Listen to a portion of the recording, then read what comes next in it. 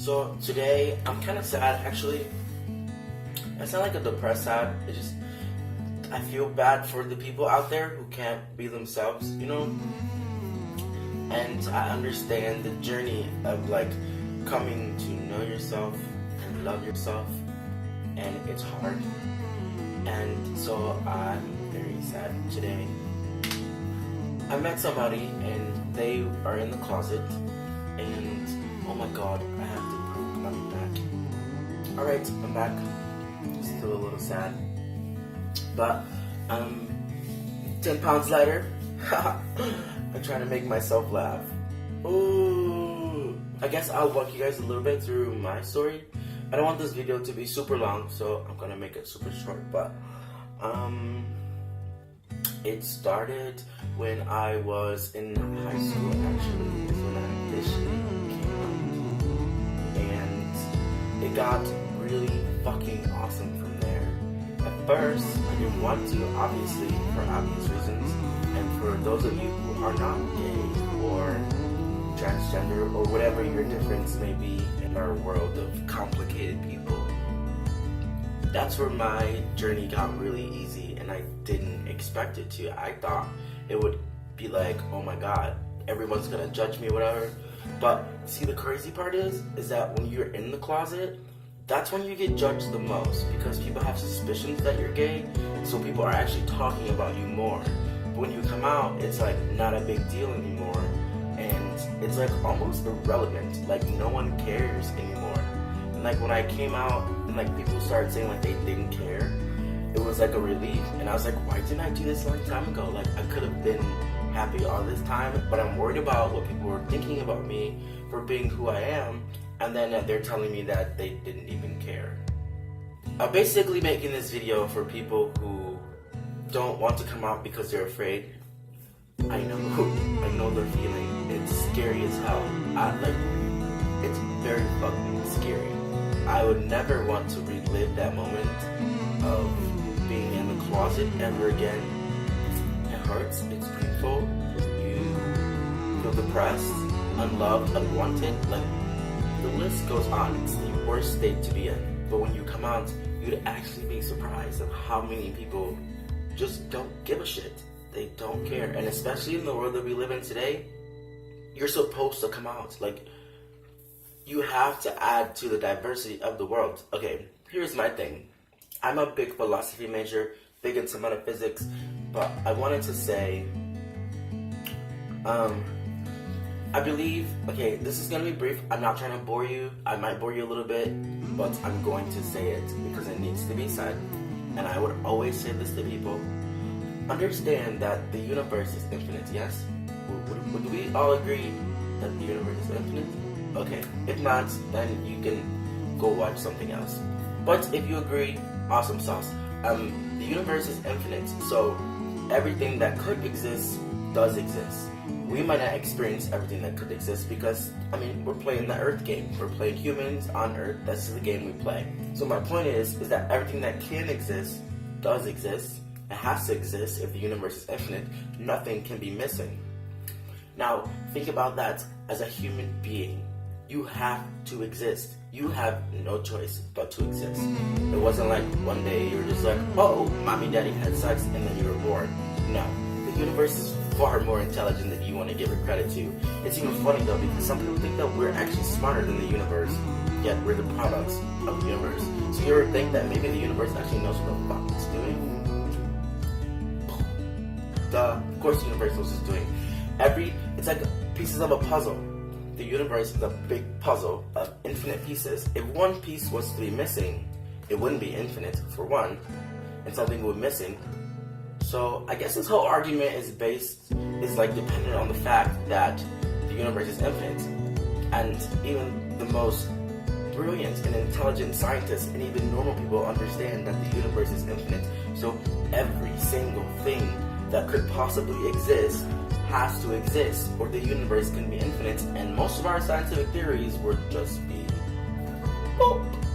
So you have to exist. You have to be here. You have to be alive. You have to add your personality to the world. You have no choice but to exist. And here you are hiding because in the world we live in, it was, well, not even the world we live in, the world we used to live in, you had to fit into a certain stereotype. And that's somewhat still true today, but we're breaking down those barriers so hard and so fast. I don't understand why people still want to hide. I understand the hiding part, I do, but now that I've come out,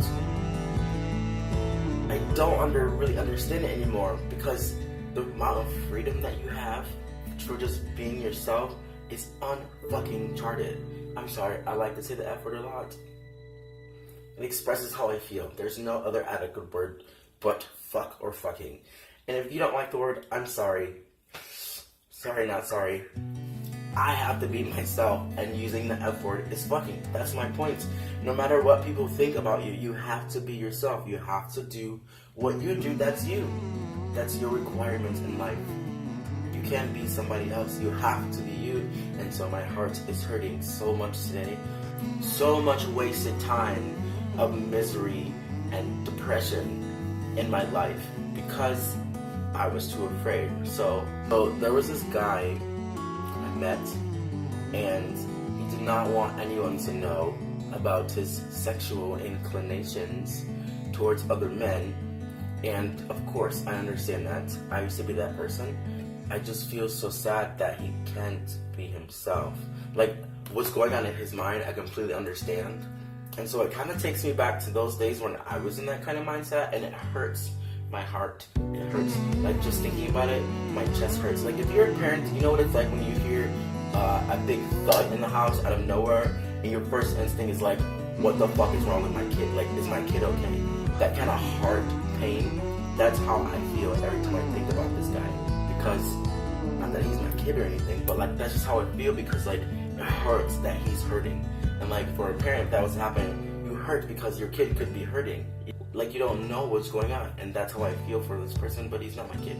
It's like, I'm not saying he's my kid or anything like that.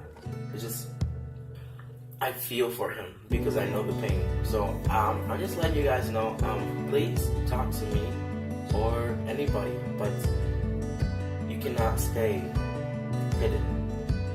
You're breaking the rule. You're breaking the laws of the universe. You can't do that. You can't. Stop. You have to be yourself. And you can't give a fuck what anyone else thinks. What they think about you is none of your business. That's not your problem. That's their problem. They don't like you for some reason. So?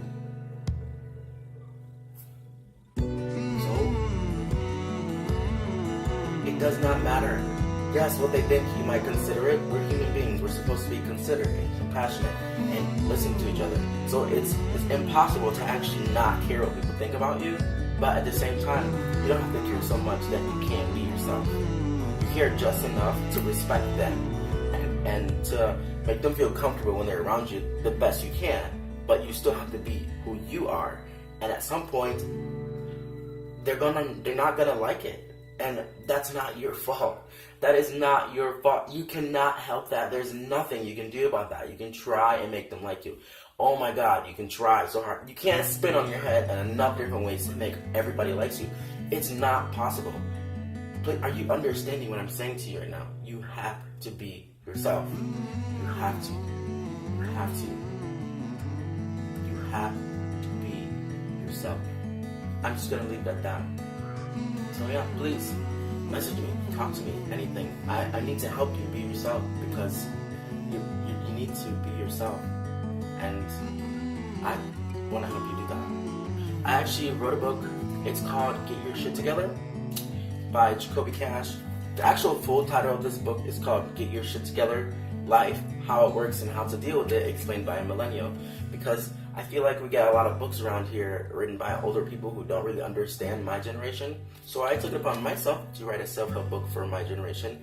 And I will actually read you some of the chapters. One of them is called The Ultimatum. So basically, that's a good chapter. Is the world real or not? The law of attraction conquered. Happily suicidal. The struggle to be perfect. And the last one I'll tell you is their opinion relevant? These are some very good chapters, and they will help you, especially people who are having a struggle being themselves, coming out of the closet. You know, this book will help you. So, yeah.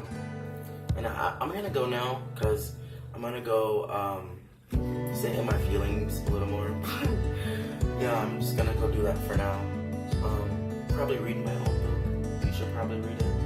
You can find that on Amazon, Goodreads, Audibly.